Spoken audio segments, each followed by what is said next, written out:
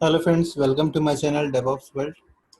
आज हम पढ़ेंगे difference between centralised version control system and distributed version control system. हमने ऑलरेडी प्रीवियस लेक्चर में पढ़ा था कि centralised control version control system और डिस्ट्रीब्यूटेड वर्जन कंट्रोल सिस्टम क्या है, वर्जन कंट्रोल सिस्टम क्या है। तो आज हम पढ़ने जा रहे हैं कि सेंट्रलाइज और डिस्ट्रीब्यूटेड में डिफरेंस क्या है, एक्चुअली क्या है। स्टार्ट करते हैं थोड़ा सा शुरू से। आ, क्या था कि पहले के एनवायरनमेंट में आपको पता होगा एक सिस्टम यूज होता था जिसे हम कहते थे लोकल वर्जन कंट्रोल सिस्टम, जो कि एक डेवलपर अपने पर्सनल लैपटॉप में इंस्टॉल करता था और उसी पे ही वर्जनिंग करता था। मतलब वर्जनिंग सेंट्रलाइज से पहले भी थी, लेकिन वो लोकली थी, उसके अपने पर्सनल लैपटॉप पे या पर्सनल पीसी पे इंस्टॉल होती थी। वो एज अ सर्वर काम नहीं करता था, एक सिंगल पीसी पे काम करता था। ठीक है। अब कॉन्सेप्ट आया सेंट्रलाइज्ड का।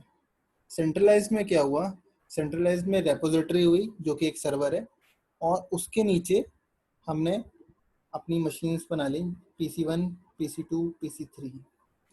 तो ये ऐसे काम करने लगा। इसका आर्किटेक्चर कुछ इस तरह से था जैसे आपको सामने डायग्राम में दिख रहा है। उसके बाद आया डिस्ट्रीब्यूटेड वर्जन। डिस्ट्रीब्यूटेड वर्जन में सेम यही डायग्राम है, लेकिन इसमें आपको फर्क दिख रहा होगा। इसमें बीच में ये ब्लॉक्स हैं, ये ब्लॉक्स नहीं है, ये एक्चुअली क्या है, ये आपकी लोकल रेपोजिटरी है। मतलब कि आपकी अपनी खुद की हार्ड डिस्क में आपका एक फोल्डर है, आप ये मान लीजिए, और उसमें आपका कंप्लीट डेटा है जो कि आपका मेन रेपोजिटरी में है। ठीक है। अब आइए थोड़ा डायग्राम से देखते हैं सेंट्रलाइज में फ़र्क क्या है। सेंट्रलाइज में यहाँ पे दिख रहा है ये रेपोजिटरी है, यानी आप मान लीजिए ये हमारा सर्वर है जिसमें हमारा सारा काम पड़ा हुआ है, यानी सारा कोड पड़ा हुआ है।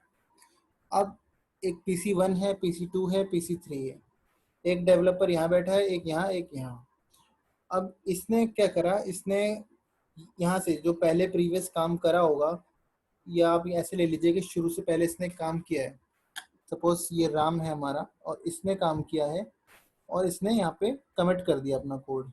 कमिट करने पे कोड वापस यहाँ चला गया रेपोजिटरी में। ये हमारा पहला कोड एंट्री हुई है यहाँ पे। अब इस पहले कोड को PC2 में बैठे डेवलपर ने क्या किया, इसने यहाँ से अपडेट कर लिया अपने पास और इस पर काम करना चालू कर दिया। फिर इसने कुछ काम किया, इसने वापस कमिट कर दिया, तो वो वापस इस रेपोजिटरी में आ गया। यानी अब अब आया थर्ड डेवलपर, उसने क्या किया, उसने भी यहाँ से अपडेट मारा, तो उसको इन दोनों का काम करा हुआ मिल गया यहाँ पर, और इसने इस पे काम किया, उसको भी कमिट मार दिया। तो वापस जब ये आया अपनी शिफ्ट पे, आप ये समझ लीजिए तीनों के अलग अलग शिफ्ट हैं, तो जब ये आया तो इसने काम किया और इसने देखा कि अब वहाँ पे अपडेट है, तो इसने यहाँ से अपडेट मारा इस रेपोजिटरी से, यानी अपने मेन सर्वर से अपडेट मारा। तो अब इसका जो इसने पहले काम किया था वो, साथ में जो PC2 ने से काम हुआ वो, और PC3 से जो काम हुआ वो सारा काम यहाँ पे इसको मिल गया। इसने जैसे अपडेट मारा वो सारा काम इसके पास आया और इसने काम किया और फिर वापस कमिट कर दिया। तो ये था सारा सेंट्रलाइज वर्जन कंट्रोल सिस्टम का प्रोसेस। अब बात करते हैं डिस्ट्रीब्यूटेड वर्जन कंट्रोल सिस्टम में क्या प्रोसेस है। यहाँ पे भी सेम रेपोजिटरी है।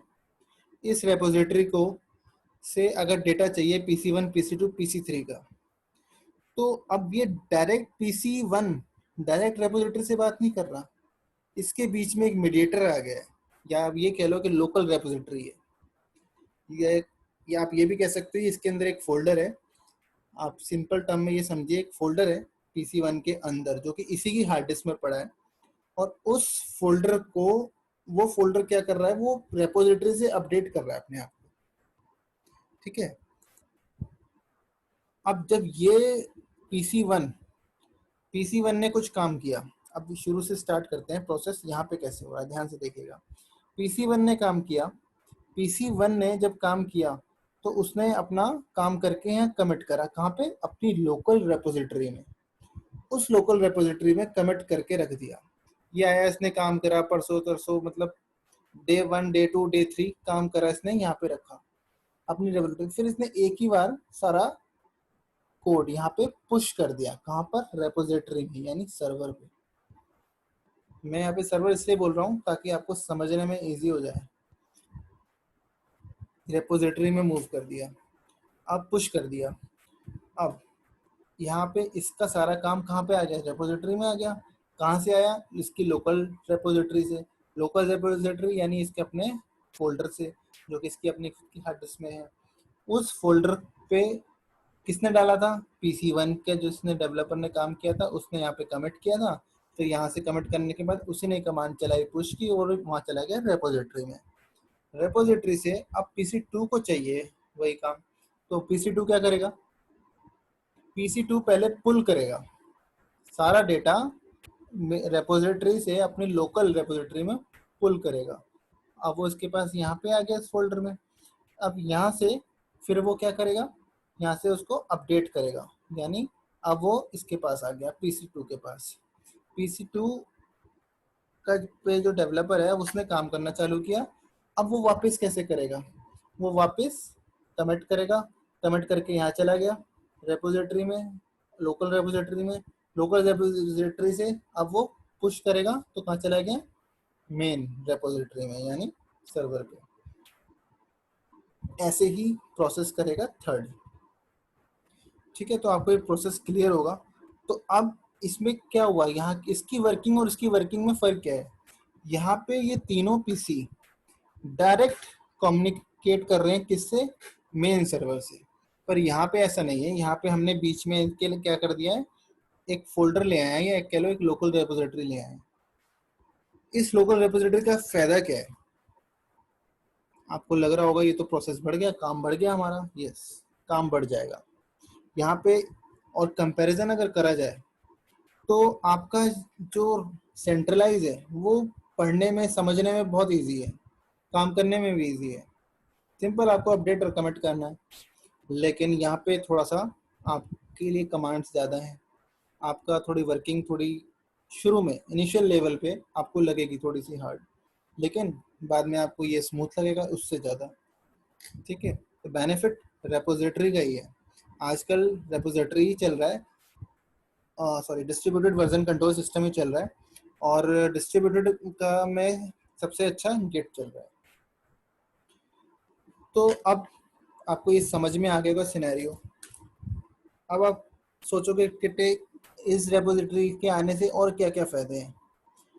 अगर हमारे पास, मैं कहता हूँ, इंटरनेट चला गया, ऑब्वियस है ये रेपोजिटरी हमारे पास तो है नहीं, इस इंटरनेट से कनेक्टेड है ना। तो अगर इंटरनेट नहीं है या आपका इससे कम्युनिकेशन नहीं है तो आप तो काम कर ही नहीं सकते, नहीं कर सकते। लेकिन इस केस में आप काम कर सकते हैं, क्योंकि आपका सारा का सारा डेटा आपको अपनी लोकल रेपोजिटरी में भी मिल रहा है। तो आप यहाँ पे काम कर सकते हैं, और यहाँ पे आप करके जब भी आपके इसके साथ कनेक्टिविटी होगी आप पुश कर सकते हैं मेन रेपोजिटरी में। ठीक है, ऐसी ऐसी PC1 PC2 PC3 इन तीनों का काम नहीं रुकेगा, क्योंकि इनका बैकअप इनके पास है। यहाँ पे सारा बैकअप कहाँ है, सेंट्रलाइज में सारा बैकअप कहाँ है, सारा का सारा रेपोजिटरी में पड़ा है, इनके पास कुछ भी नहीं है। लेकिन इस केस में डिस्ट्रीब्यूटेड में इनके पास बैकअप है। इनके पास बैकअप कैसे है, जो डेटा रेपोजिटरी मेन में है वही इनकी लोकल रेपोजिटरी में भी है, यानी इसकी डायरेक्टरी में भी है, जो कि इनको मिल रहा है इजीली। अगर मेरे इससे कनेक्शन नहीं है या ये डाउन हो गई मेरी रेपोजिटरी, तो भी मैं काम कर सकता हूँ। जब अप होगी मैं इसको यहाँ पे वापस पुश कर सकता हूँ। लेकिन अगर ये डाउन हो जाए तो ये तीनों बेकार हो जाते हैं, तीनों काम नहीं कर सकते। अगर ये डाउन हो जाए तो यहाँ पे ये काम कर सकते हैं। ठीक है, आइए अब थोड़ा टेक्निकली टर्म्स में इसका डिफरेंशिएशन समझते हैं। पहले हम देखते हैं इसका बेनिफिट। अब हमने बात करी दोनों की, आपको समझ में आ गया होगा। अब इसका सेंट्रलाइज का बेनिफिट देखते हैं। सेंट्रलाइज वर्जन कंट्रोल सिस्टम का बेनिफिट क्या है। Centralise system are typically easier to understand and use. ठीक है, मैंने बताया था ये इजी है, आप इजीली इसको समझ सकते हो, इजीली यूज कर सकते हो, उसमें ज़्यादा कंफ्यूजिंग नहीं है कुछ भी, बहुत इजीली आप इसको कर सकते हो। और second, you can grant access level control और डायरेक्टरी लेवल, ठीक है। Perform better with binary files, हाँ ये इंपॉर्टेंट है।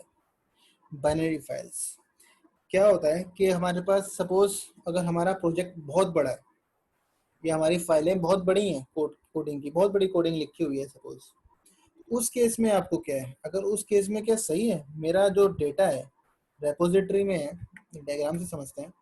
मेरा जो डेटा है सपोज मेरे पास बहुत बड़ी बाइनरी फाइल है, वो यहाँ पर है, तो उस केस में ये बेटर है क्योंकि मैं वापस को यहाँ से यहाँ लूंगा, मेमोरी कंज्यूम करूंगा, है ना। तो डायरेक्ट उससे यहाँ काम कर रहे हैं, अपडेट कर रहे हैं, कमिट कर रहे हैं, अपडेट कर रहे हैं, कमिट कर रहे हैं।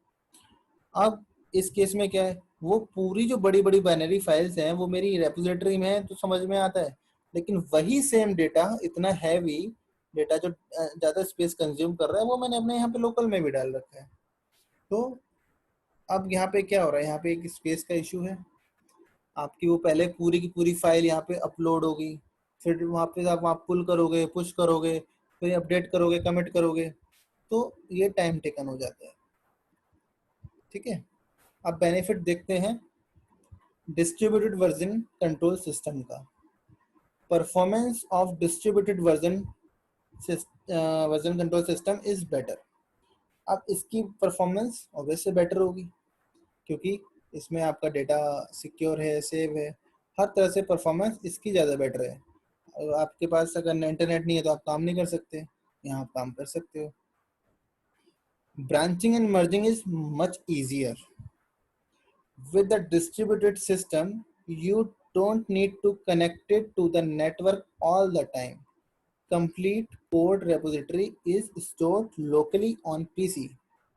वही बात ये कह रहा है कि परफॉर्मेंस इसकी अच्छी है, ठीक है, इजी है ये बहुत ज़्यादा, और इजी ज़्यादा इन द सेंस वैसे नहीं कि मतलब काम करने में इजी है, बाद में इजी है। आपका जो डेटा आप मूव कर रहे हो, मतलब आपका नेट नहीं है तो भी आप उस पर अपना काम कर सकते हो, तो वो आपके लिए इजी है।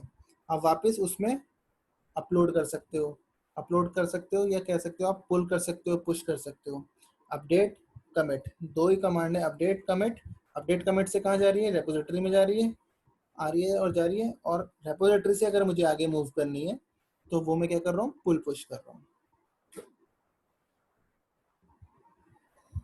अब CVCS वर्सेस DVCS यानी centralised versus distributed. Centralised version control is easier to learn than distributed, ठीक है। If you are a beginner, you will have to remember all the commands for all the operations in DVCS, and working on DVCS might be confusing initially. ठीक है। CVCS is easy to learn and easy to set up. उसमें क्या है, CVCS centralise में easy to learn, easy to set up है क्योंकि इसमें थोड़ा आपको सीधा सर्वर है, क्लाइंट सर्वर वाला फंडा है। इसमें हमारा थोड़ा डायरेक्टरी आ गई है या लोकल रेपोजिटरी कह लो, वो आ गई है, तो इसलिए थोड़ा सा ये कंफ्यूजिंग लगता है, थोड़ा सा ये लेंदी लगता है ये कह लो इसका प्रोसेस, पर ये उससे बेटर है। और ये अगर टर्म्स में बात करो समझने में और इसको काम करने में, तो वो ज़्यादा इजी लगता है डेवलपर को। DVCS has the biggest advantage, that it allows you to work offline and give flexibility. You have to entire history of the code in your own hard drive. So all the changes you will be making in your own server or to your own repository, which doesn't require internet connection, but this is not in case of CVCS. Same again ये वही बात कर रहे हैं। इसका सबसे बड़ा DVCS यानी डिस्ट्रीब्यूटेड का बिगेस्ट एडवांटेज ही यही है कि ये आप इसमें ऑफलाइन काम कर सकते हो भाई। आप इसमें ऑफलाइन काम कर रहे हो, आपको जरूरत नहीं है कि आपका हमेशा ऑनलाइन रहो, कनेक्टेड रहो अपनी रेपोजिटरी से, मेन रेपोजिटरी से, तभी आप काम कर पाओगे। ऐसा कुछ नहीं है, आप ऑफलाइन में अपनी रेपोजिटरी में, लोकल रेपोजिटरी में काम करो, बाद में पुश कर देना। और ये फ्लेक्सिबल भी है, ठीक है, आपकी फ्लेक्सिबिलिटी ज़्यादा इसमें सही रहती है। DVCS is faster. देखिए, DVCS faster than CVCS because you don't need to communicate with the remote server for each and every command. You do everything locally, which give you benefit to work faster than CVCS. Okay. Working on branches is easy in DVCS. Every developer has an entire history of the code in DVCS, so developer can share their changes before merging all the set of changes to the remote server. In CVCS, it's difficult and time consuming to work on branches because it requires to communicate with the server directly. Time consuming तो हो गई, ठीक है, difficult भी है सीवीसीएस। कैसे? क्योंकि इसमें जो ब्रांचेज हैं और इट उसको क्या चाहिए, उसको कम्युनिकेशन चाहिए डायरेक्ट सर्वर से। यहाँ पे ऐसा नहीं है, वो लोकल रेपोजिटरी से करती है। लोकल रेपोजिटरी की होने की वजह से ये ज़्यादा इजी है ना। If the project has long history और the project contain large binary files, वही बात कहेगा यहाँ पे भी। In that case, downloading the entire project in DVCS can take more time, okay, and space than usual. Whereas in CVCS, you just need to get few lines of code because you don't need to save the entire history or complete project in your own server. So there is no requirement of additional space. ठीक है, हमें extra space की जरूरत ही नहीं है उसमें। तो यहाँ पे सीवीसीएस को ज़्यादा वो है, क्योंकि एक्स्ट्रा इसमें क्या हो रहा है, अगर मेरे पास बाइनरी फाइल है, मैंने एग्जांपल अभी बता चुका हूँ आपको ऑलरेडी, वो अगर वो ज़्यादा हैवी है, ज़्यादा बड़ी फाइल है, तो आप उसको कोई सेंस नहीं बनता कि आप उसको पहले लोकल में भी बैकअप रखो, वहाँ भी रखो, तो वो ज़्यादा स्पेस कंज्यूम कर रहा है आपका। ठीक है। If the main server goes down और इट क्रैशेस इन DVCS, ये बात भी मैं आपको बता चुका हूँ, you can still get the backup और entire history of the code from your local repository और server where the full revision of the code is already saved. This is not in case of CVCS. There is just a single remote server which has entire code history. ठीक है, वही है, अगर आपका server down हो जाए, crash हो जाए, तो आपका DVCS यहाँ पे ज़्यादा बेटर है। अगर CVCS में क्या होगा, आपका सारा ही काम रुक जाएगा। Merge conflicts with other developers code are less in DVCS. ऐसा नहीं है कि CVCS में नहीं होती ये प्रॉब्लम मर्जिंग की, उसमें भी होती है, लेकिन DVCS में कम होती हैं CVCS से, because of every developer work on their own piece of code. Merge conflicts are more in CVCS in comparison of DVCS. In DVCS, sometimes developer take the advantage of having the entire history of the code. भाई अगर developer के पास सारा code है उसी की local repository में, तो ये उसका वो एडवांटेज भी तो उठाता है, तो ये भी तो एक ड्रॉबैक है। And they may work for too long in isolation which is not a good thing. This is not in case of CVCS। अब यहाँ पे फिर CVCS थोड़ा सा अच्छा है, क्यों? क्योंकि DVCS में अगर उसके पास सारा डेटा है और वो सारा आराम से वो आइसोलेट होकर अपना काम करे जा रहा है, अपने पास डेटा रखा है, सारी हिस्ट्री सब उसके पास है, तो इकट्ठा उसने एकदम से डाल दिया बाद में। तो अब ये भी तो प्रॉब्लम है ना, एक डेवलपर के पास अब सारा कोड रखा था, वो उस पर काम करता जा रहा है, बाकी डेवलपर के पास अपडेट नहीं किया उसने, तो फिर इकट्ठा डाल दिया। अब बाकियों के लिए वो प्रॉब्लम भी कर सकता है, क्योंकि वो अपना अलग कोडिंग कर रहे थे, उसके हिसाब से नहीं कर रहे थे, उसने अपडेट नहीं किया ना मेन रेपोजिटरी में, तो ये एक ड्रॉबैक है। Thank you guys, please like my videos and subscribe my channel DevOps world. आशा करता हूँ कि आपको ये चैनल अच्छा लगा हो और आपको मेरी वीडियोस समझ में आ रही हो।